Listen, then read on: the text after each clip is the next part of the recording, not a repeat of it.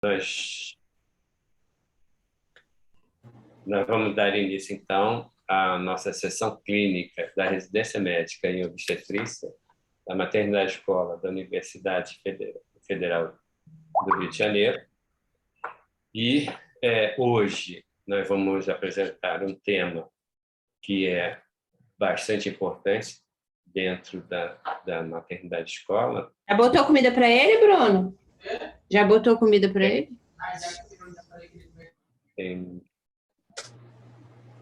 Eu vou botar lá.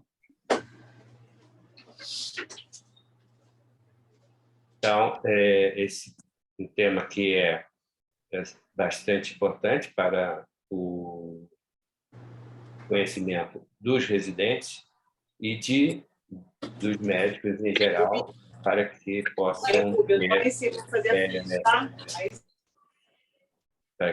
ter um conhecimento a respeito da assistência dessas pacientes. Tá? Então, nós vamos ter o que o médico geral deve conhecer sobre doença trofoblástica, tá? E para apresentar o tema, tá? Nós convidamos nosso professor, colega, amigo da maternidade escola, o professor Antônio Braga, que é professor da disciplina de obstetrícia da Universidade Federal do Rio de Janeiro e da Universidade Federal Fluminense, é professor emérito, presidente emérito da Sociedade Brasileira de Doença Trofoblástica Gestacional e é o coordenador dos ambulatórios de doença trofoblástica da maternidade escola e do Hospital Universitário Antônio Quer. Tá? A maternidade escola tem como Professor Nilson, desculpa, eu vou fechar o áudio de todo mundo aqui e abrir só o de vocês, tá? Tá bom, ok.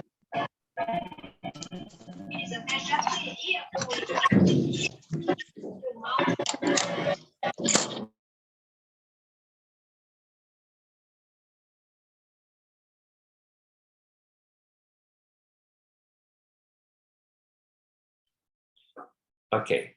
Então, continuando,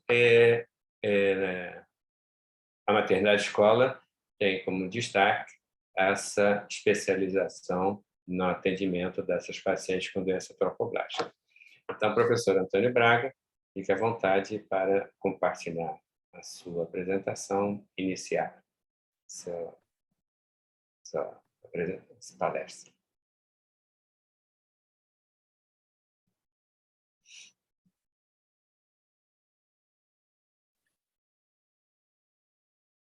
Boa noite a todos. Queria registrar o meu agradecimento pelo honroso convite da nossa maternidade escola da Universidade Federal do Rio de Janeiro. Eu sou membro dessa centenária casa de parto e agradeço a todos que estão conosco nesse início de noite, fim de tarde. Convidei alguns colegas para participar, porque entendo que a doença trofoblástica gestacional é um tema que deveria fazer parte do escopo de saber de todos os médicos. Queria fazer minha saudação especial ao professor Jorge Rezende, nosso professor titular, e ao professor Benzecri, possivelmente o decano dessa nossa reunião, externando a felicidade de ter ambos nessa audiência. Eu não tenho nenhum conflito de interesse para essa apresentação. Eu queria que as minhas primeiras palavras fossem para dizer que o estudo da doença trofoblástica gestacional no Brasil começou com o professor Jorge Rezende e o professor Paulo Belfort, que sistematizaram em 1960, na então recém-criada 33ª Enfermaria Maternidade da Santa Casa da Misericórdia do Rio de Janeiro, o primeiro serviço organizado para diagnóstico e tratamento das mulheres acometidas por essa contrafação reprodutiva. Só um instantinho, Braga. Você não colocou em modo apresentação. Para mim está em apresentação. Vocês estão vendo? Aberto em apresentação? Eu acho, então, que você deve ter compartilhado com a janela, né? A janela tem que ser com a tela cheia. Então, eu estou parando de compartilhar aqui, Nilson, Isso. desculpe. Você... Estou aqui compartilhando. Foi agora? Sim, agora está perfeito. Ok. Obrigado. Nesse serviço da 33ª Enfermaria, a NIEM, no ano de 1999, quando recebi desses 2 mestres todos os conhecimentos que me forjaram obstetra e especialista ou expert no estudo e tratamento da doença trofoblástica gestacional. Esse é o frontispício do prontuário da paciente número 1, atendida no dia 30 de junho de 1960, com doença trofoblástica gestacional na 33ª Enfermaria, no serviço do professor Jorge Rezende. Com o fechamento da Santa Casa da Misericórdia do Rio de Janeiro, nos anos de 2014, os serviços obstétricos ali instalados foram transferidos para a Faculdade de Medicina da Universidade Federal Fluminense e para a Maternidade Escola de Laranjeiras da Universidade Federal do Rio de Janeiro, de modo que desde 2014, efetivamente, o Centro de Doença Trofoblástica Estacional ele se incrusta nesses 2 modelares serviços obstétricos brasileiros. Antes de eu fazer a minha apresentação propriamente dita, eu queria lembrar aqui um pouco esse quadro do Nelson Rodrigues, chamado A Vida Como Ela É. Vou apresentar alguns casos clínicos para vocês. Primeiro dessa paciente, senhora A, 40 anos, com dor pélvica, sangramento transvaginal. Ela vai à UPA, na cidade do Rio de Janeiro, onde não tem ginecologista, e de lá é encaminhada para a maternidade. Vai à maternidade, onde não tem ginecologista, é encaminhado para atenção primária. Cursa em casa com choque hipovolêmico e vai para a emergência de um hospital geral da nossa cidade.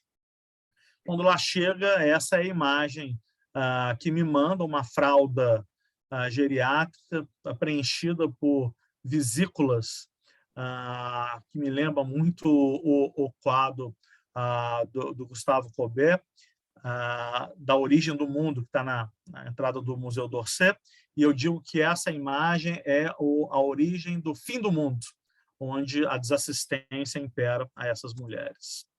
Essa paciente acabou evoluindo com uma esterectomia com útero cheio, porque chegou em choque hipovolêmico no hospital geral, que só tinha cirurgião. Para quem é martelo, qualquer parafuso é prego. Esse outro caso, uma jovem de 26 anos no Lípara, quadro de amenorreia, um HCG positivo, inicia pré-natal, pede um ultrassom transvaginal por uma queixa de sangramento transvaginal e o ultrassom sugere uma interrupção da gestação por 10 semanas e 2 dias. Ela é internada para curetagem uterina e fica durante 24 horas numa indução com misoprostol. Essa é a imagem da ultrassonografia. Ela elimina um material, veja que tem até o molde uterino, e ela cursa com um desconforto respiratório, depois transferida, e a tomografia mostra uma imagem compatível com embolização trofoblástica. Esse outro caso de uma adolescente de 17 anos no Lípara, da entrada numa emergência com abdômen agudo, uma história de amenorreia, HCG positivo, é submetida a uma lápide exploradora com uma suspeita de gravidez ectópica rota. E quando abre a cavidade, era esse material que tinha na cavidade peritoneal, vesículas. Termina por uma esterectomia. 2 semanas, essa paciente retorna à emergência com sangramento transvaginal, e aí, sem o exame genital, ela é submetida a uma nova laparotomia exploradora, é feita uma oforectomia bilateral, mantinha sangramento transvaginal, e aí, depois da cirurgia, faz o exame pélvico especular e o sangramento era de uma metástase cervical. Tinha feito uma esterectomia subtotal, né? Tentaram fazer uma eletrocauterização, achando que pudesse ser uma lesão escamosa. Tamponamento vaginal, ela é transferida para o centro de referência, chega para a gente com múltiplas metástases pulmonares, uma metástase hepática, uma metástase cerebral, e a paciente vai a óbito. Isso traz uma paciente também de 15 anos no Lípara, com amenorreia, HCG positivo, começa pré-natal, tinha uma dor pélvica com útero muito aumentado para a idade estacional, suspeitavam de gravidez com uma miomatose, ela tinha um convênio, desses convênios populares, faz uma ressonância, essa ressonância sugere mole datiforme, e ela é encaminhada com sangramento transvaginal. Vejam um fundo de útero bastante aumentado. A imagem da ressonância. Aspiração uterina, veja que saiu 4 litros de material molar que enchia minhas mãos. Esse outro caso de uma nulípara de 22 anos, com amenorreia, e um HCG negativo. O ultrassom sugere um mioma degenerado. Ela cursa com sangramento genital. Ela vai para a gente no Antônio Pedro, veja uma hemorragia importante. Ela tinha níveis tão elevados de HCG que, por causa do efeito Hooke, foi compatível com a HCG falso negativo. Fizemos aspiração molar dessa paciente. Esse outro caso, uma jovem, que é 29 anos, tá?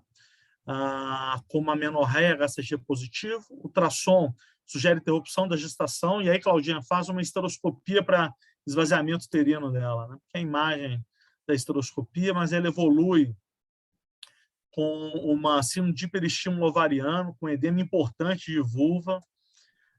Ela tinha importantes cistos tecaloteínicos.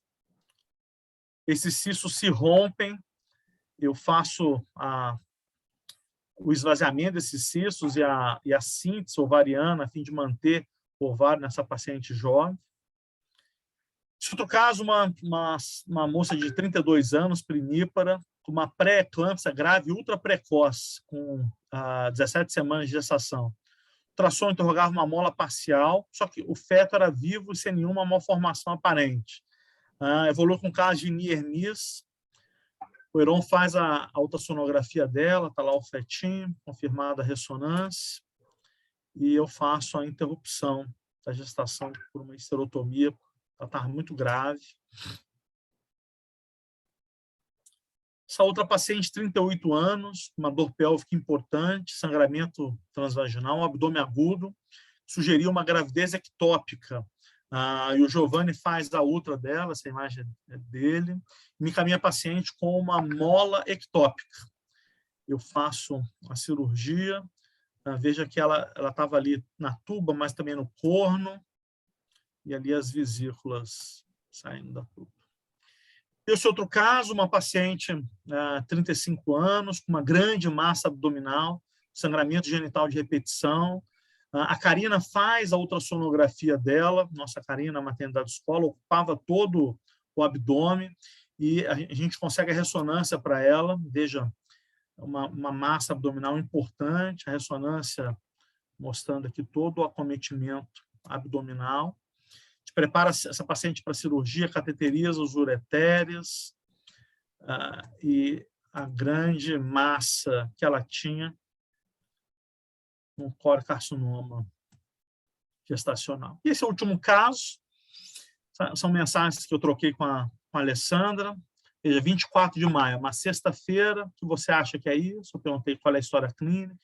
Uma curetagem em março, permaneceu sangrando, deu entrada no hospital, com sangramento vaginal volumoso, choque hipovolêmico. É a peça da HTA, tinha cistos bilaterais, vagina toda infiltrada, liguei a ilíaca interna, pedi um HCG quantitativo, mas tinha dificuldade de fazer o HCG quantitativo, o estudo patológico de corocarcinoma, e 7 dias depois da cirurgia a paciente estava morta. O que eu quero dizer para vocês é que a doença trofoblástica estacional está aí. Ela apresenta uma gravidade que não é compatível com a doença plenamente curável que nós conhecemos. De modo que, anualmente, é recomendável que o maior número de colegas consiga se atualizar em torno ao tratamento da doença trofoblástica estacional para evitarmos casos como esse. Então, eu fico muito feliz de apresentar no nosso centro de estudos, da Maternidade Escola, um pouco do que todo médico deve saber sobre BTG. Eu vou trazer para vocês um pouco de suspeição clínica, da importância de vigilância ultrassonográfica, da importância de encaminhar para o centro de referência, como fazer o segmento pós-molar, fazer diagnóstico precoce de NTG, tratamento oportuno e cuidados para a gravidez subsequente. Eu vou trazer aqui para vocês um pouco do que eu vou falar em setembro, em Nova York, no congresso da IDCS, e em outubro, em Sydney, na Austrália, e um pouco do que foi apresentado agora no SDO do mês passado, no Arizona, e um pouco dos trabalhos da ESGO de outubro do ano passado. Então, a doença trofoblástica, ela é uma entidade clínica estudada no bojo das hemorragias do primeiro trimestre, mas não se enganem, meus amigos, conquanto seja pouco comum na Europa e nos Estados Unidos, no Brasil ela é 5 a 10 vezes mais comum. Importante salientar que a sintomatologia clínica exuberante vista no passado, hoje, em 50% das vezes, está ausente, estando as pacientes diagnosticadas de forma assintomática. Porém, diante de qualquer mulher com sangramento genital no primeiro trimestre, acompanhado ou não de útero aumentado para a idade estacional, cistos tecaloteínicos dos ovários, hiperemese, pré-eclâmpsia grave, ultra precoce, apresentada com menos de 20 semanas de gestação, hipertiroidismo, síndrome de desconforto respiratório, deve receber o diagnóstico de suspeição de doença trofoblástica gestacional. A ultrassonografia, faz 20 anos, mudou a história natural dessa doença quando incorporada sistematicamente ao pré-natal e amplamente disponível.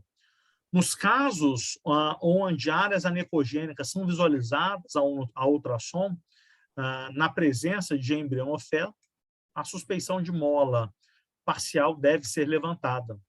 Nesses casos de melhor e mais fácil identificação, na ausência de embrião feto, mas amplamente visualizadas essas áreas anecogênicas na estrutura da corodecidual, a suspeição de mola completa ela é evidente. O que eu trago para vocês é essa imagem de uma interrupção da gestação, que nos deixa dúvida se tratar de um abortamento incompleto, mas essas áreas anecogênicas podem evoluir para aquelas imagens mais clássicas do final do primeiro trimestre, do início do segundo trimestre. E para essas pacientes, hoje, que nós oferecemos, muitas das vezes, a conduta conservadora, é fundamental que a vigilância hormonal se imponha, porque não existe abortamento incompleto cujo HCG monitorado em 7 dias sobe. Então, o HCG que sobe no transcurso de uma semana da conduta conservadora, é importante que o material uterino seja enviado para a histopatologia a fim de excluir-se a mola hidatiforme. E daí é importante associar a vigilância ultrassonográfica à dosagem de HCG, em especial naqueles casos que nós pretendemos fazer conduta conservadora na interrupção precoce da gestação.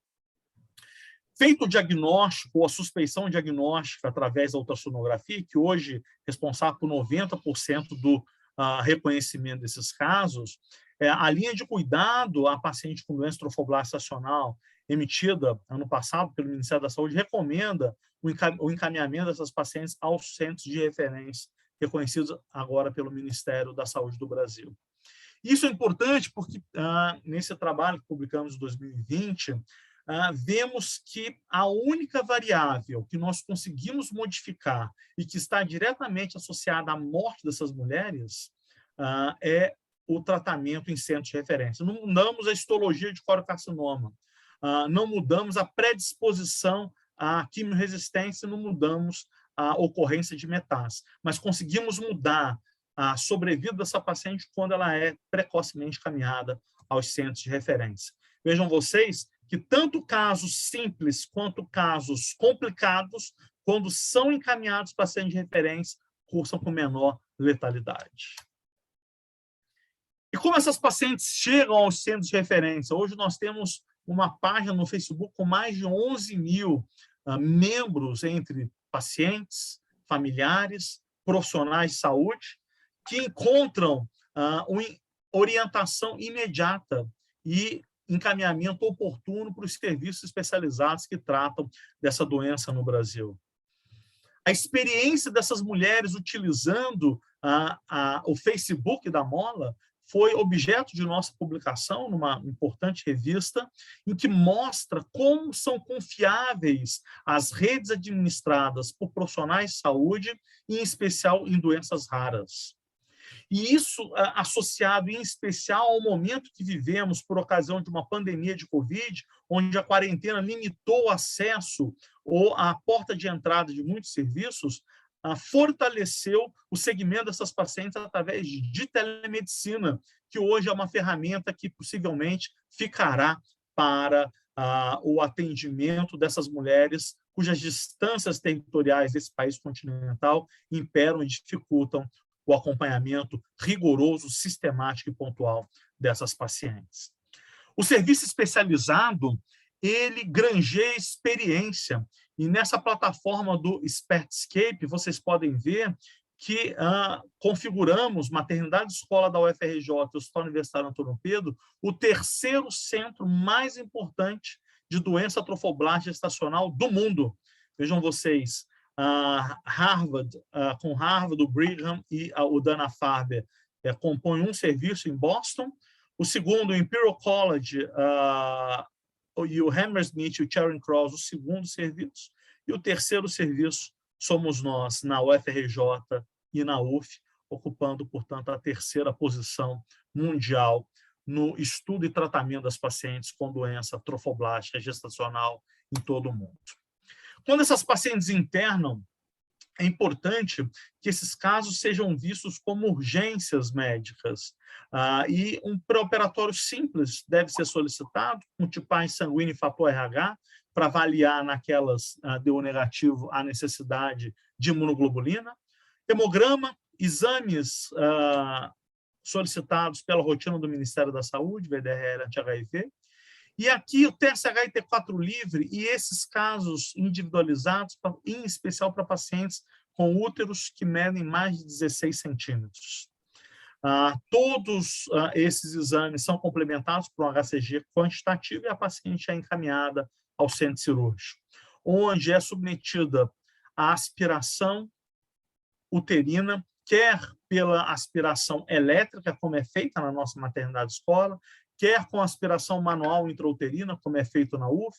Essa nossa publicação no Green Journal mostra que são técnicas complementares, ainda que a aspiração elétrica seja de mais simples realização e de maior comodidade e menor tempo de execução. Mas a aspiração molar, elétrica, ela é uma possibilidade para países que têm dificuldade de operacionalizar a aspiração elétrica. E essa foi a conclusão do New England Journal of Medicine quando comenta o nosso trabalho. É claro que misoprostol, ainda que deva ser evitado, é a alternativa para as molas parciais segundo trimestre. Como realizar a aspiração de uma mola onde nós temos estruturas ósseas desses fetos? Embriõezinhos pequenos, eles podem ser aspirados por AMIU sem maior dificuldade. Para a mola completa, o AMIU ou a aspiração elétrica a vácuo é a melhor saída. Aqui eu trago para vocês uma outra dificuldade de esvaziamento uterino quando nós estamos diante de uma gravidez molar gemelar, onde a mulher engravida de 2 ovos, um deles um concepto normal e um outro ovo, que é uma placenta molar. Veja que hoje nós acompanhamos no pré-natal e junto com a equipe da medicina fetal esses casos, que a ressonância mostra a placenta molar bem evidente. Aqui a gente vê bem a placenta saudável com a placenta molar e fazemos o parto desses bebês na nossa maternidade escola. Veja aqui as estruturas vilositárias. algumas vezes temos que interromper essas gestações por causa de complicações maternas, em especial a hemorragia, hipertensão e desconforto respiratório. Essas pacientes, após o esvaziamento uterino, elas podem ter alta 12, 24 horas após o procedimento, em especial aquelas que não têm complicações clínicas. Recebem sintomáticos para casa, mas já saem agendadas para realizar o segmento pós-molar. O segmento pós-molar ele é fundamental porque, ainda que 80% dessas pacientes vão evoluir para remissão espontânea, 20% podem progredir para a forma maligna e, por vezes, metastática da doença trofoblástica gestacional, chamada de neoplasia trofoblástica gestacional. E aqui, dizer para vocês que o elemento mais importante do segmento pós-molar é a monitorização semanal da gonadotropina coriônica humana. Se ela cai, a remissão está assegurada, mas se ela para de cair ou sobe, nós podemos estar diante de gravidez, e por isso que as mulheres no segmento pós-molar devem usar contracepção, em especial hormonal, ou haverá restos de mola que a ultrassonografia mostrará e ela fará um novo esvaziamento uterino, ou, infelizmente, a doença antes benigna progrediu para a neoplasia trofoblástica gestacional e tratamento quimioterápico estará indicado. Aqui é importante dizer que, no centro de referência, os exames são feitos todos no mesmo laboratório, a fim de assegurar que não há variações de kits de HCG que possam interferir na interpretação das dosagens de gonadotropina. A contracepção hormonal, embora no passado fosse incriminada com a maior progressão para a neoplasia trofoblástica gestacional, hoje, modernamente, com pílulas contendo menos de 50 microgramas de etilenoestradiol, são seguras e devem ser adotadas para evitar a gravidez nessas mulheres. Fundamental, trabalho do grupo de professora Elza Berti, que tive a honra de participar, do importante Centro de Referência da Santa Casa de Porto Alegre, mostra o quão fundamental é o apoio psicossocial dessas pacientes, em especial apoio emocional por um time multiprofissional, a fim de mitigar as dores psíquicas que essas mulheres têm diante dessa situação tão pesarosa da gravidez. Queria acrescentar um pouco da nossa experiência da maternidade escola nesse trabalho que publicamos, falando da musicoterapia como a construção de um coletivo de musicoterapia num espaço terapêutico de assistência. Aqueles que frequentam o nosso ambulatório, desde semana retrasada, a musicoterapia voltou em suas atividades presenciais, conseguem trazer perspectivas psicoterápicas de musicoterapia, de terapia ocupacional, que são capazes de aliviar um pouco o sofrimento dessas mulheres. Fundamental dizer, e aqui uma fala para os nossos residentes, que após a aspiração uterina, esse material placentário deve ser cuidadosamente limpo, você deve retirar os coágulos com soro fisiológico e uma compressa, e esse material deve ser colocado de imediato em formol tamponado, pode ficar na geladeira no final de semana, mas na segunda-feira a equipe da patologia já vai pegar para fazer a embrocação em parafina, e alguns casos precisam ser estudados com imunohistoquímica. No Antônio Pedro, nós já fazemos sistematicamente a imunohistoquímica com o P57, capaz de diferenciar de modo mais preciso a mola completa da mola parcial.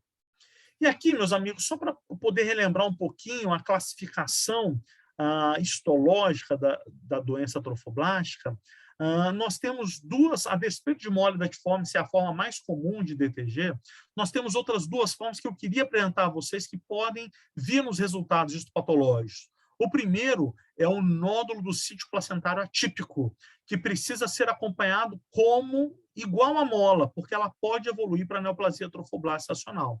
Porém, o sítio placentário exagerado, a paciente já pode ganhar a alta imediata, não precisa de segmento, porque não evolui para a neoplasia trofoblástica gestacional.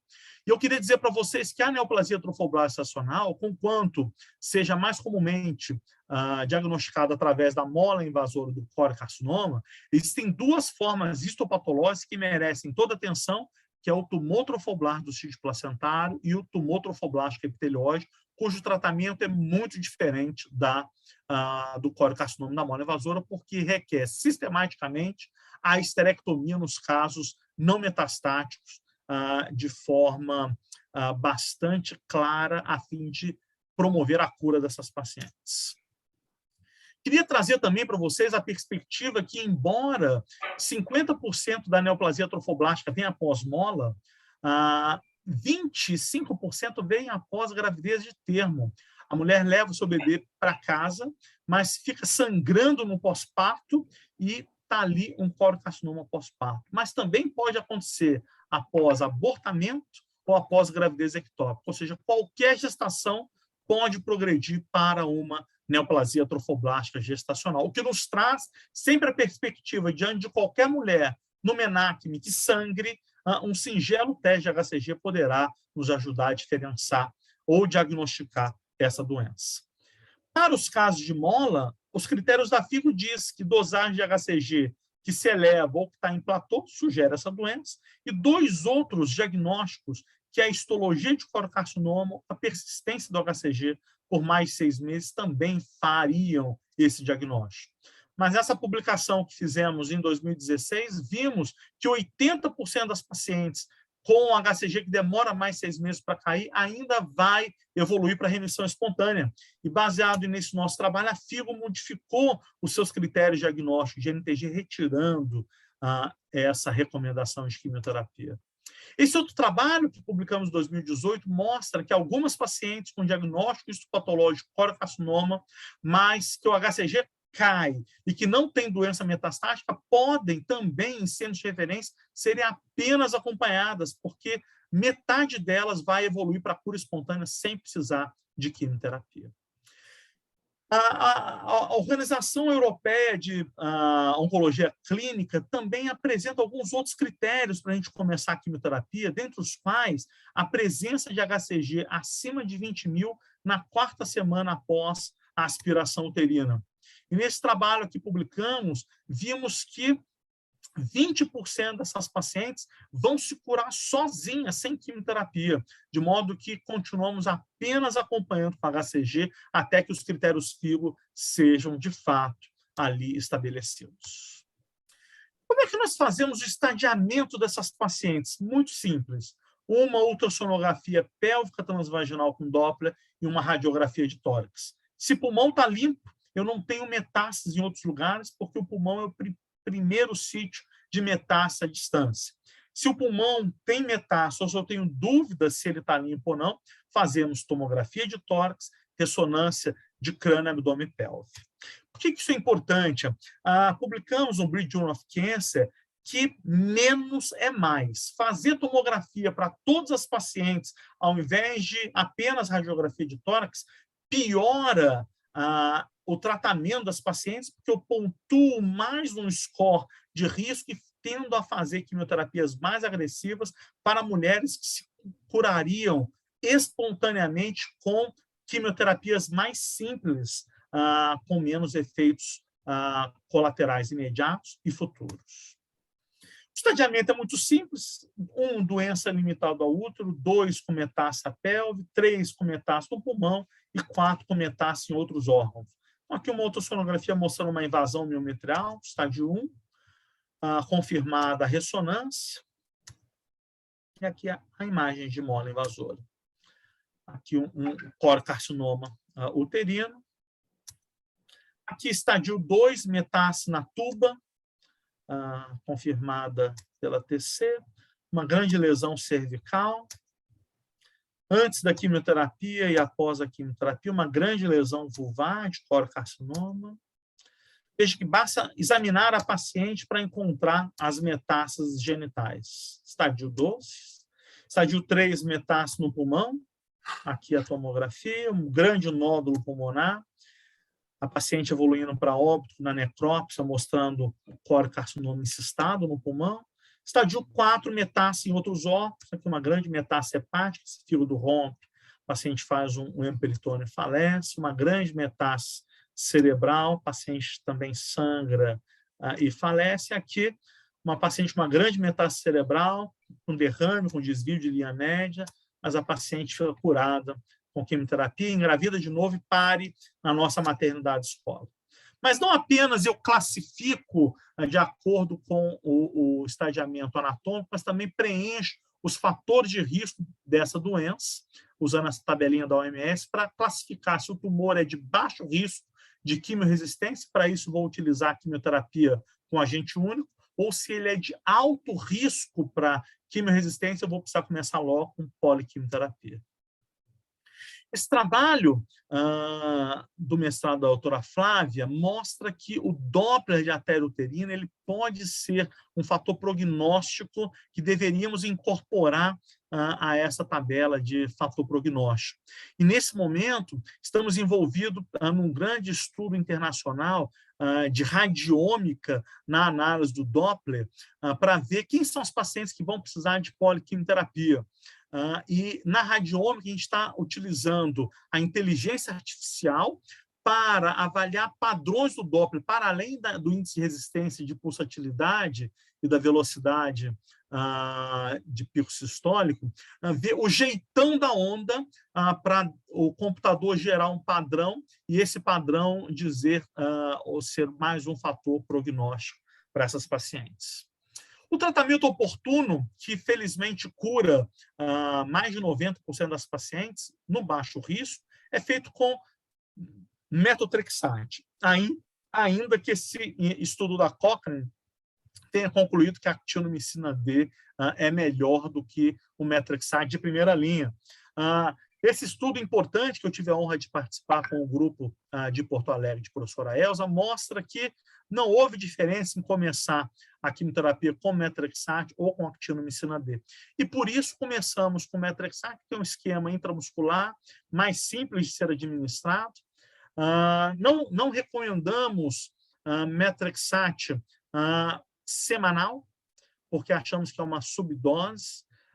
O grupo de Chicago usa esse esquema D1, D5, mas no Brasil e grande parte do mundo utiliza o esquema D1, D8. Esse esquema, porém, ele tem um dia de quimioterapia no final de semana. E nesse trabalho que publicamos ano retrasado, a gente viu que pular o final de semana, o dia da quimioterapia no final de semana, não piora o prognóstico. Isso é interessante porque nas clínicas de oncologia, onde metade das nossas pacientes fazem quimioterapia porque tem convênio, elas não funcionam no final de semana. No INCA, funciona no final de semana e isso não é um problema. Esse outro trabalho que publicamos em setembro do ano passado nos tranquiliza, porque a dosagem do ácido folínico, que era de 0,1 miligrama por quilograma de peso, é uma dosagem quebradinha. E nós, já há alguns anos, temos feito uma dosagem de 15 miligramas, dose fixa semanal, que, a despeito de ser maior, ela não diminui a eficácia do metotrexate e, com isso, facilita muito o tratamento dessas pacientes. Naquelas que têm resistência ao metotrexate, o regime de segunda linha é actinomicina, o que é um problema para a gente no Brasil, porque nós não temos mais actinomicina D comercializada em nosso país. E, para nossa infelicidade, esse trabalho do doutorado do Dr. Paulo Mora, diretor do INCA, meu querido aluno, mostrou que enquanto que na Inglaterra a carboplatina, que substitui a actinomicina, curava 80% das pacientes, as brasileiras só 50% se cura. Mas é a alternativa que nós temos nesse momento, aquelas que não podem importar o medicamento, que custa aí em torno de R$20 mil. Existe uma dificuldade que nós tínhamos, que as pacientes com score 5 e 6 da FIGO estavam sendo tratadas, inclusive por nós, com poliquimioterapia, porque os estudos anteriores mostravam uma baixa chance de responder a metotrexate ou actinomicina D. Mas essa publicação nossa no Lancet mostrou que é possível individualizar quem são as pacientes com FIGO score 5 ou 6 que ainda vão se curar com monoquimioterapia. São aquelas que não têm metástase e não têm histologia de corocarcinoma, cujo HCG é menor que 410 mil antes da quimioterapia. Agora, aquelas com metástase ou histologia de corocarcinoma, já devem receber logo poliquimioterapia, que não vão se curar com metrexate ou actinomicina B/carboplatina, e aquelas que têm metástase ou histologia de colocarcinoma, cujo HCG estiver maior que 150 mil antes da quimioterapia, já devem receber poliquimioterapia também. Com isso, a gente conseguiu mostrar jeitos de individualizar e diminuir uma quimioterapia mais agressiva que estávamos dando para grande parte das pacientes com score de FIGO 5 ou 6. Dizer para vocês do fracasso desse medicamento imunoterápico, que agora a gente está com imunoterapia na NTG, o avelumab, cujo ensaio clínico foi interrompido, cujo ensaio clínico mostrou sucesso de apenas 50% das pacientes, um tratamento que custa em torno de R$100 mil, mas que cura só 50% das pacientes, frustrante. Para as pacientes com alto risco, a poliquimioterapia, regime de escolha, EMACO, consegue ainda curar 80%, 90% das pacientes. Recomendamos o EMACO para essas pacientes e para regimes de segunda linha no alto risco, EPEMA ou TPTE, nessa publicação nossa do ano passado. Esse estudo que fizemos com a participação da minha querida professora Maria Inês Bianconi, aqui presente nessa reunião da Argentina, da Universidade de Buenos Aires, mostra que as nossas pacientes da América Latina ainda começam muito atrasadas a quimioterapia e tem, com isso, prejuízo no seu prognóstico. Então, aqui para resumir para vocês, no baixo risco, metrexate, actinomicina D ou carboplatina, no alto risco, EMACO, EPEMA ou TPTE. Algumas pacientes, elas chegam tão graves no nosso serviço que, se a gente fizer poliquimioterapia, elas sangram nas metástases e morrem. E para evitar essas mortes precoces, nós temos feito uma quimioterapia de indução com baixas doses de etoposide de platina, a fim de diminuir a chance de hemorragia e morte e, com isso, melhorar o prognóstico dessas pacientes. Pacientes politratadas que não respondem à quimioterapia têm tido uma boa experiência com esse imunoterápico chamado pembrolizumab. A grande desvantagem é o custo dessa imunoterapia, hoje é em torno de R$300 mil.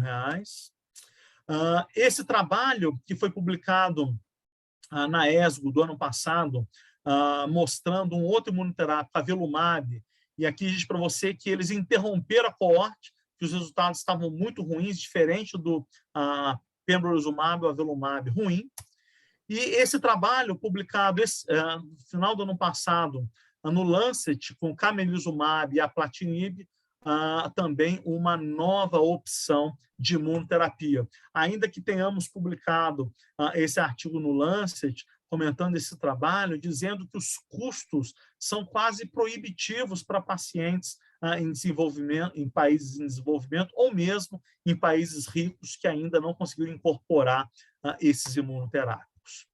E dizer que esses imunoterápicos, eles parece que é o futuro do tratamento das pacientes com NTG, eles ainda precisam ser melhor estudados. Essa apresentação agora, 18 de março, da SGO, mostra que a gente ainda não compreende direito a expressão PDL1, anti-PDL1, porque parece que ela não é suficiente para associar o melhor prognóstico e aí entender um pouco a presença de macrófagos ou de linfócitos infiltrados no tumor, garantindo melhor ou pior prognóstico, a depender das histologias de tumor trofoblasto placentária, epitelióide ou colocarcinoma. Depois que as pacientes se curam, é fundamental continuar a quimioterapia para diminuir a chance de recidiva dessas pacientes, e aí fazemos mais 3 a 4 ciclos de quimioterapia de consolidação para essas pacientes. Ainda que evitemos cirurgias nessas pacientes, porque são jovens, a esterectomia está bem consolidada em casos que não respondem à quimioterapia. E aqui, nesse momento, estamos estudando o efeito de um segundo esvaziamento uterino para curar a neoplasia trofoblástica estacional sem quimioterapia. Esse é o primeiro clinical trial de DTG do Brasil, o RECURE Trial.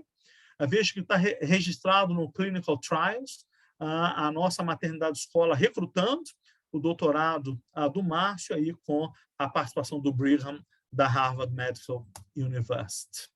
Felizmente, as nossas pacientes se curam em mais de 90% das vezes, e quando tem alta do segmento, querem engravidar. E ao engravidar, elas devem preferencialmente fazer o seu acompanhamento nos centros de referência, porque devemos despistar a ocorrência de uma mola de repetição, que é 10 a 20 vezes mais comum nas mulheres com história de mola, como mostra esse estudo que publicamos. Para aquelas que fizeram quimioterapia, isso fica ainda mais evidente. Nesse trabalho, que foi objeto do meu mestrado, concluímos que as mulheres que engravidam com menos de 6 meses do término da quimioterapia têm 14 vezes chances de abortamento por sequelas da quimioterapia nos seus folículos ovarianos. E esse resultado é confirmado nessa revisão sistemática e meta-análise que publicamos no American Journal em outubro do ano passado, quando vimos que esse tempo de gravidez precoce, de 6 a 12 meses, é a que apresenta, junto com 6 meses, os piores resultados. Falar no final das minhas considerações, um pouco como é que eu vejo o futuro dessa doença, a necessidade de estabelecer um biobanco internacional. Hoje nós temos, tanto na maternidade escola como na UF, um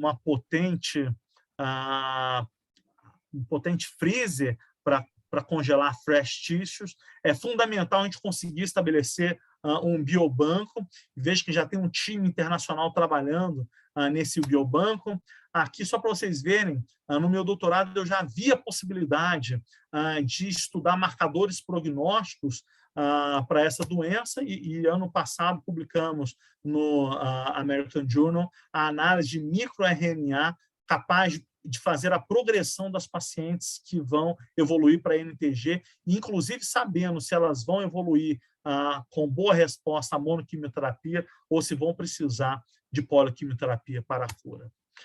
Queria, finalmente, agradecer algumas pessoas aqui, os nomes não cabem, todos os colegas envolvidos, tanto da maternidade escola, quanto da UF, quanto do INCA, que nos ajudam no segmento dessas pacientes. Eu queria muito agradecer ao professor Nilson, que me fez o convite, ao Jair, ao professor Jorge e todo o nosso grande corpo clínico da maternidade escola da UFRJ, assim como os colegas da UF, do INCA, que permitem que sejamos aí o terceiro maior centro do mundo do estudo e tratamento de mulheres acometidas pela doença trofoblástica gestacional. Muito obrigado pela atenção das senhoras e dos senhores. Eu fico à disposição para eventuais questionamentos. Obrigado.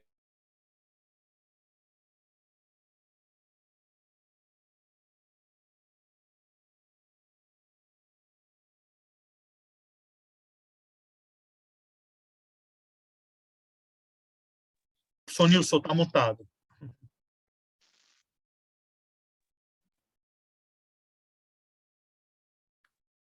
O senhor ainda está mutado, professor?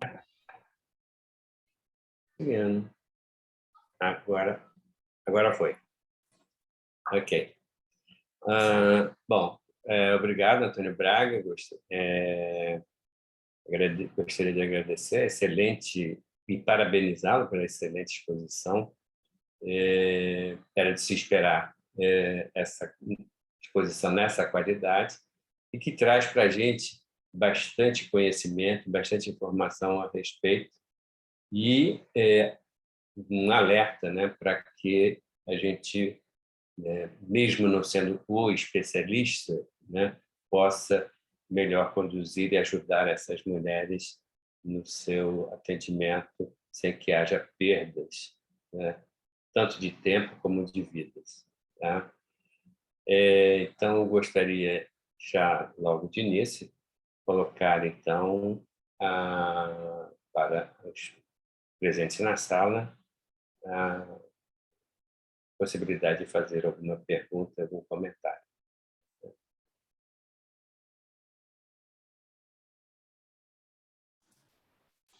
Professor Braga, eu posso fazer 2 perguntas? Não. Sim. Claro. Professor, é o seguinte, nós temos estudante, residente e tal, vendo a sua palestra. O senhor foi magnífico. Ponto. A respeito do efeito Hooke, tá? Do beta-HCG, eu queria que o senhor desse uma leve explicação a respeito desse tema. Outra coisa a respeito do Doppler. É uma dúvida que eu tenho, talvez, né? Se no primeiro ultrassom ali, paciente com 6, 8 semanas, a gente já pede o Doppler. Eu pedi para uma colega que faz Doppler aqui, faz ultrassom, e ela me questionou a respeito do Doppler. Não, eu falei, é importante. Eu queria que o senhor comentasse isso para a gente. Pode ser?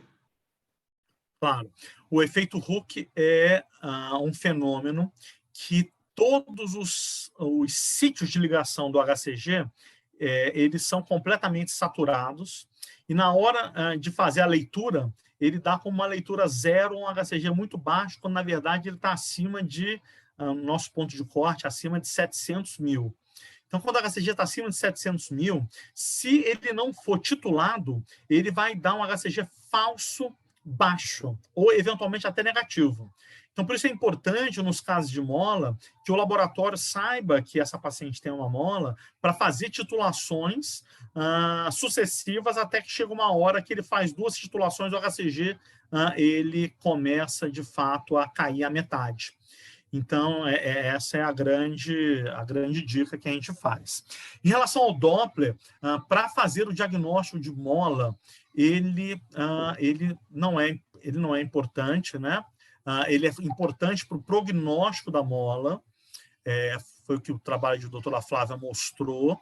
Então, minha preocupação maior é tentar fazer uma avaliação do ultrassom sem o Doppler, mas havendo suspeita de mola, aí sim se coloca o Doppler para avaliar não apenas a característica da vascularização tumoral, uterina, mas também os índices de uterina.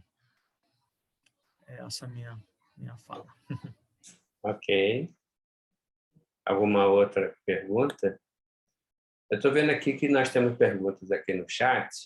Eu queria pedir para o André Garcia fazer presencialmente a sua pergunta. Será que é possível, André?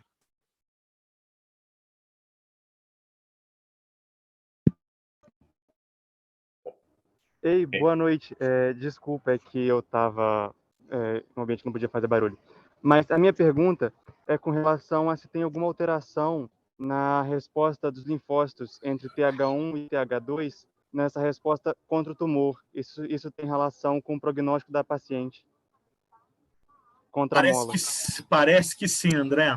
Nesse momento, o mestrado da doutora Ana Clara, na nossa maternidade escola, está avaliando a relação neutrófilo-linfócitos, neutrófilo-plaqueta no prognóstico da mola. Nossos resultados iniciais mostram que tem. E veja que é um exame super fácil de ver, porque todas as pacientes fazem hemograma, e aí a gente pegou o hemograma das pacientes antes do vazamento uterino, é um estudo prospectivo, e acompanhamos e vimos o desfecho. E temos tido aí resultados interessantes e está fazendo esse estudo aí. Então, parece haver uma relação, sim. Ok. Eu só continuo a pergunta. Se também essa relação dos linfócitos teria relação com a expressão de PDL1, ou pelos linfócitos ou pelo tumor em si. Parece que também tem. Eu não estou estudando isso, né, mas o meu amigo François Gauffier, na França, estudou isso, e ele viu que não apenas a quantidade de linfócitos, mas também a presença de macrófagos, ela está associada à resposta clínica. Então, isso possivelmente vai criar um preditor de resposta para a imunoterapia. Porque qual é a grande questão? O corocarcinoma as outras histologias exibem níveis elevadíssimos de PDL1, acima de 98%, 99%. Só que nem toda resposta clínica é de cura. Então, parece que tem outras coisas relacionadas aí que vai além da imunoexpressão da relação PDL1 anti-PDL1. Ok. A Mariana Tamura tem 2 perguntas, você pode fazer? Pode fazê-la? Mariano Tamura. Boa noite. Boa noite, Mariano. Oi, Mariano Tamura, aqui do Einstein, São Paulo. Professor Braga, que já esteve na nossa reunião também. Tivemos o grande prazer, além de segui-lo nos nossos congressos. Obrigado pela aula. E obrigado pela oportunidade de estar acompanhando a reunião da UFRJ. Realmente uma grande honra para nós. São duas perguntas que eu coloquei ali. Se a imunohistoquímica teria algum papel diagnóstico, realmente num esclarecimento, talvez numa mola parcial, numa situação mais duvidosa. E daí, claro, quais seriam os marcadores que deveríamos buscar, se for o caso. E se existe uma situação rara, que seria a mola total com presença de embrião. São as duas perguntas que coloquei no chat. Obrigado, Perfeito, professor. É uma honra estar com a equipe do Einstein aqui. Acho que no Einstein tem que ter imunohistoquímica para todas as pacientes, professor de mola. Professor Rosiane, acho que faz as cirurgias dela no Einstein, pode pedir, porque tem que fazer. Na UF, nós fazemos sistematicamente a imunohistoquímica das pacientes com mola, porque o HE, professor, vai errar em 50% das vezes a diferenciação entre mola completa e mola parcial, no momento que nós vivemos hoje, que as molas são diagnosticadas muito precocemente. E aí, qual é o marcador? P57. O marcador que custa R$10 por exame. Então, veja você, não é caro. Acaba que você compra 1.000, e aí o difícil é comprar os 1.000, mas depois que você compra o 1.000, vai gastando ali esses 1.000 nos casos. E aí fazer o P63, fazer a P51, pode ser que ajude também, mas só puder fazer um marcador imunohistoquímico P57. Ele, inclusive, está equiparado à ploidia do DNA, que custa aí R$1.000. Então, vale muito mais a pena fazer isso.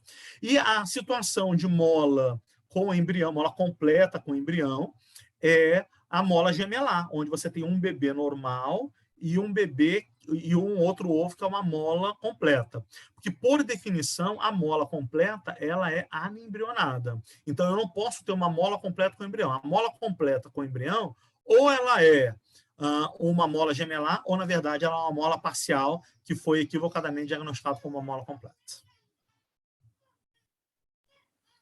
Muito obrigado. Perfeito. Mais alguém quer fazer alguma outra pergunta? Oi, boa noite. Posso perguntar? Pode, com certeza, Gaga. Eu sou a Gabriela, Gabriela. sou antiga residente da maternidade escola do Ceará, formanda lá da UERJ. Professores, o professor Braga pontuou muito a possibilidade de reincidência, né, na mola numa gestação futura.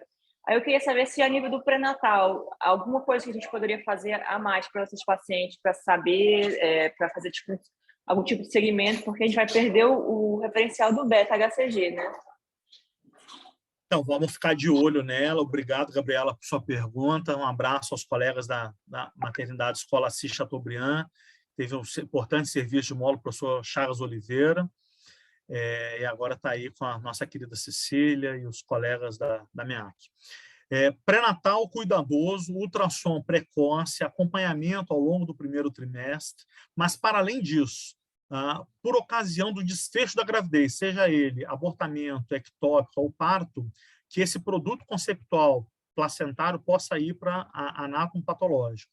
E 42 dias após parto, uma singela dosagem de HCG deverá ser feita a fim de excluir um corocarcinoma pós-parto, pós-aborto, pós-ectópica, para deixar a paciente completamente tranquila. Então, é esse o acompanhamento que ela deve fazer.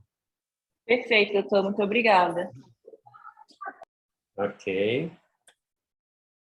A Viviane também tem uma pergunta. Viviane Nagano. Pode fazer diretamente. Boa noite, doutores. Eu fui paciente da doutora Sui e tive 2 molas, uma parcial e uma completa. E agora estou pesquisando geneticistas para poder entender um pouquinho mais sobre a minha possibilidade de reincidência. E aí a minha pergunta é, gostaria de saber o impacto de um exame de exoma completo em cima de, pelas minhas pesquisas, né, os 4 genes já identificados para mola de repetição. Obrigada. Oi, Viviane, obrigado pela sua pergunta. Assim, o exoma ele vai fazer a análise de todo o DNA, Whole DNA Analysis, né? Você já viu que temos aí os genes associados à mola de repetição, né? Em especial o NLRPR7, que é o mais comumente associado, né? O exoma vai mostrar as mutações nesses genes, mas você pode buscar somente os 4 genes. Me parece que sairia mais barato fazer isso, né? E torcer para que não venham mutados, porque os casos mutados, Viviane, eles têm baixa resposta reprodutiva futura, e aí eles apontam para a segurança de ovo-doação por FIV, ovo-doação e FIV para uma gravidez nos casos de mutação, em especial do NALP7, cujo prognóstico reprodutivo das pacientes é bem ruim. Então, avaliar aí se vale mais a pena fazer o exoma ou fazer a avaliação genética apenas desses genes aí que estão associados. Mas a nossa avaliação clínica é que eles deveria ser feita apenas em mulheres que tiveram 3 molas, tá? 2 molas, a chance dela ter uma terceira mola é muito pequena. Então, inúmeras pacientes, nós já tivemos 120 casos de pacientes com 2 molas, e dessas, mais de 100 engravidaram na terceira gestação. Eu sei que é angustiante para paciente isso, né? E aí, na tentativa de conseguir respostas, o exoma é uma resposta, a busca específica desses genes mutados é uma resposta, mas não fazer nada também é uma possibilidade, especial para aquelas pacientes que não podem pagar um teste genético, uma avaliação de exoma. Entendi, muito obrigada, viu? Alguém deseja fazer mais alguma pergunta, algum comentário? Só, professor Antônio, parabéns tudo pela aula, excelente. Aprendi muito, realmente muito didática, muito excelente. Fiquei contente de ver assim essa participação do INCA. Agora a gente recebeu lá no HC2, eu também trabalho lá no HC2, né? Então, agora no início do ano, dia 24 de janeiro, a gente recebeu uma paciente que veio da maternidade escola, e por uma incrível coincidência, logo me chamaram para vê-la, porque ela tinha chegado também um teste positivo para COVID. Então, ela tinha um pulmão com infiltrado, né, vários nódulos e mais um infiltrado, isso complicava um pouco. E o histopatológico mostrou que ela tinha corocarcinoma, 29 anos, uns 190 e tantos mil de HCG, e acabou que assim, a opção foi fazer quimioterapia plena para ela, né? E ela realmente assim, acabou 10 dias depois do Covid fazendo o primeiro ciclo da quimioterapia. Agora já fez 4 ciclos, está com uma consulta. Hoje eu vi, né, o prontuário dela realmente recebeu o último ciclo agora, dia 2 de abril. O primeiro ciclo foi dia 3 de março, e agora o 4º ciclo agora já em abril, assim, agora, e tem uma consulta marcada para o final do mês, assim, talvez já para ter alta, assim, evoluiu bem, assim. Só para comentar e agradecer, então, assim, realmente pela excelente aula que você deu para a gente. Assim. Muito obrigado. Eu que agradeço, Marcelo. Ela saiu daqui na sexta, foi para o final de semana aí com vocês, e a maternidade escola tem um time excepcional, mas precisamos muito sempre dos casos mais graves da ajuda dos serviços ligados ao Hospital Geral. Então, a gente se apoia muito na ajuda que o INCA nos dá, na ajuda que o Hospital Universitário Antônio Pedro nos dá. Ao mesmo tempo, por exemplo, no Antônio Pedro eu tenho poucos leitos, né? Então, muitas das vezes, as pacientes de risco habitual, de mola, do Antônio Pedro vão para a maternidade escola, faz o vazamento na maternidade escola e depois faz o acompanhamento na UF. E essa semana a gente recebeu também, Jair viu uma paciente com osteosarcoma recidivado, que estava grávida, e Jair conseguiu fazer toda a avaliação dela, mas como ela tem uma metástase pulmonar, ela foi hoje para o Antônio Pedro, está internada para fazer o esvaziamento uterino, e acho que os bons serviços eles se apoiam para conseguir oferecer o melhor para as nossas pacientes, uma vez que fazemos parte do SUS, que dá certo. Ok. A Elza está com a mãozinha levantada, já quer fazer sua pergunta, seu comentário. Não, eu vou fazer só um comentário. Uhum. A gente sempre aprende quando escuta o Antônio Braga com a sua excelente experiência e o seu jeito de falar e explicar. É uma grande satisfação escutá-lo mais uma vez. Parabéns. É muito gentil, minha amiga. A Areta também está com a mãozinha levantada. Areta Nobre. Olá, boa noite a todos. Eu sou patologista da maternidade escola, entrei há 2 anos, e também trabalho no HC2 do INCA.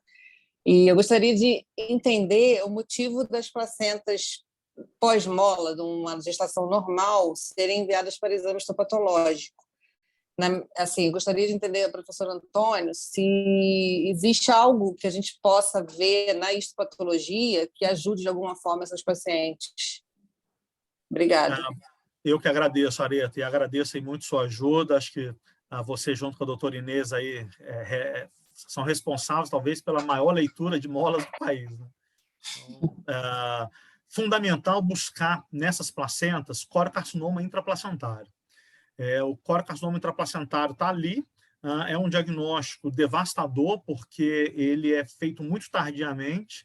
Então, eu sei que é difícil, porque tem que fazer múltiplas clivagens para você conseguir pegar aí a melhor área placentária. Muitas vezes tem que clivar, e nós temos aí a transmissão transplacentária do corocarcinoma, e é muito importante a gente conseguir fazer, não só das placentas, mas como do produto da tuba, como de eventual abortamento, buscando já a presença do corocarcinoma. É óbvio tentar ver também a trofoblastia intermediário, entremeado aí com área de musculatura lisa, pensando aí num tumor trofoblástico epitelióide ou num tumor trofoblástico de placentário. São diagnósticos difíceis de serem vistos no HE.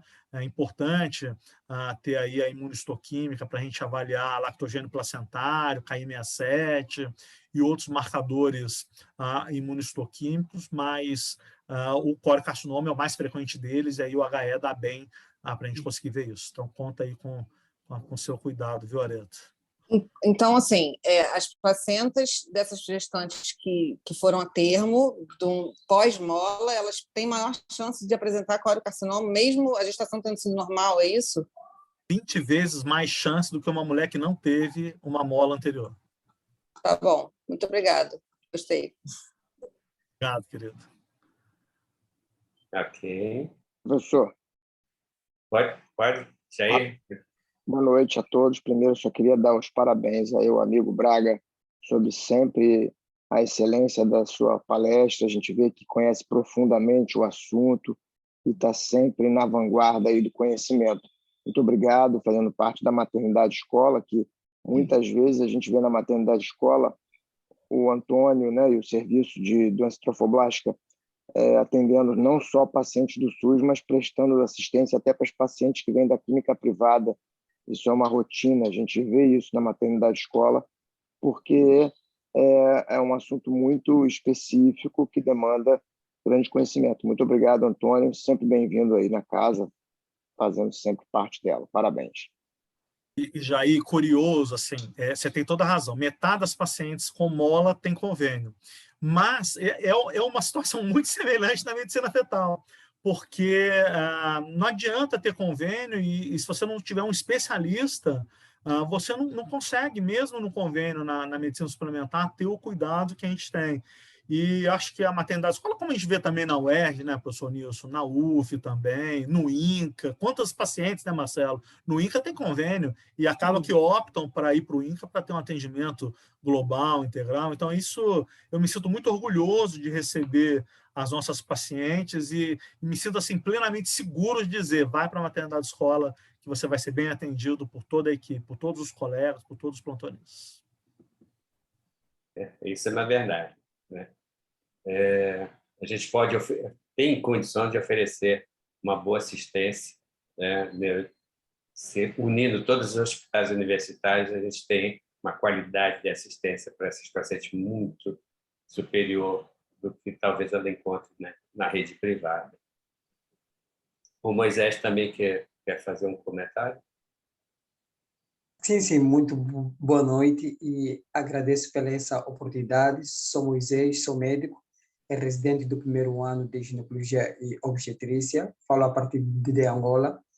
Quero parabenizar o professor Braga pela grande explanação, aprendi bastante e espero participar sempre nesses eventos. Que Deus abençoe, então, o professor Braga e toda a equipa, ou seja, todo elenco que fazem parte, então, desta mesma comunidade acadêmica. Muito obrigado, que Deus continue abençoando. Saudações a partir de Angola, para o Brasil. Obrigado, Moisés. Obrigado, querido. Ok, obrigado. Professor Jorge, quer fazer algum comentário? Elogiar a apresentação do Antônio é lugar comum. O Antônio brilha, não é de hoje, e orgulha muito o nosso time da Maternidade Escola. Decisão mais do que acertada tivemos, né, Antônio, quando em 2005, você disse, né, fizemos a mudança do serviço 2013, lá professor. 2013, do serviço lá da Santa Casa para a nossa maternidade escola. E você à frente, sempre brilhando e nos brindando com apresentações desse quilate. Muito obrigado, o orgulho ter você no nosso time. Obrigado, professor. Devo tudo aí a seu apoio permanente. Bem, gostaria então de agradecer a todos, agradecer principalmente a Antônio Braga pela brilhante exposição, né, trazendo bastante conhecimento para todos, e agradecer a presença de todos que estiveram nessa sala, né, e convidá-los para a semana que vem estarmos juntos de novo, no mesmo horário. Boa noite a todos. Tchauzinho. Obrigado, pessoal. Um beijo carinhoso.